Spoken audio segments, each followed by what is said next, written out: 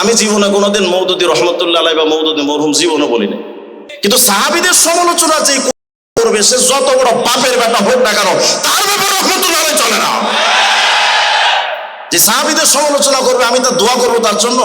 আমার বাপেকে হালাল খাওয়ায় কি এই জন্য পড়াইছে আমার।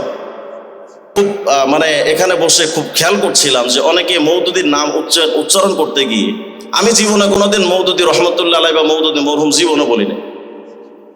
কারণ যে ব্যক্তি সাহাবাদের সমালোচনা অভিশপ্ত আমি তাকে মরহুম বলি কেমনে? মরহুম মানেই তো রাহিমাহুল্লাহ, কত কয় মওদুদী মরহুম মানেই তো রাহিমাহুল্লাহ। তো যে ব্যক্তি সাহাবীদের সমালোচনা করলো আপনি তাদেরকে মরহুম বলে জান্নাতে বাড়াই দিলেন।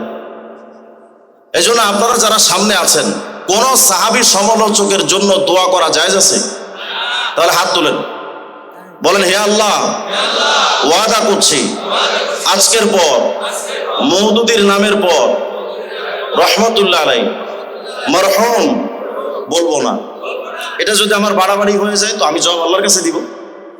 কিন্তু সাহাবীদের সমালোচনা যে কোরআন সে যত বড় বাপের বেটা হোক না কেন তার ব্যাপারে রহমতুল্লাহ আলাইহি চলে না। যে সাহাবীদের সমালোচনা করবে আমি তার দোয়া করবো তার জন্য। আমার বাপেকে হালাল খাওয়ায় কি এই জন্য পড়াইছে আমার। ইমাম মালিক রহমতুল্লাহ আলাইহি কি বলছেন দেখেন, আস-সারিমুল মাসলুম আলা শাতিমির রাসূল 580 নম্বর পৃষ্ঠা। ইন্নামা হাউলা, এই সমস্ত ব্যক্তি মানে সাহাবা সমালোচক তারা আকওয়ামুন তারা আরাদুল কদহা ফি নবী সাল্লাল্লাহু আলাইহি ওয়াসাল্লাম, তারা প্রথমত চেয়েছিল হুজুর সাল্লাল্লাহু আলাইহি সাল্লামের মানে সমালোচিত করতে বা হুজুর সাল্লাল্লাহু আলাইহি সাল্লামের ব্যাপারে একটা বদনাম ছড়াতে। কিন্তু গিয়ে দেখলো যে ওয়া ইন্নাকা আলা খুলুকিন আযীম, হুজুর সাল্লাল্লাহু আলাইহি সাল্লামের চরিত্রে কোনো ত্রুটি নাই। ফালাম ইমকিনহুম, তাদের জন্য হুজুরের প্রতি বদনাম করার কোনো সুযোগ হলো না, কারণ হুজুর সাল্লাল্লাহু আলাইহি সাল্লামের চরিত্রের উপরে বড় চরিত্র হয় না। ফাকাদাহু ফি আসহাবি, এরপরে তারা দেখলো যে একটু সিস্টেম করে কাজ করা উচিত।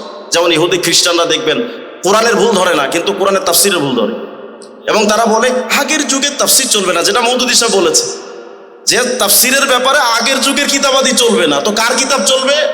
বাইবেল চলবে। আপনি তাফহিমুল কোরআন খোলেন দেখবেন মওদুদী সাহেব প্রতিটা প্রায় জায়গায় সাহাবীদের এবং আম্বিয়া কেরামের সমালোচনা করতে গিয়ে রেফারেন্স টেনেছে বাইবেল দিয়ে।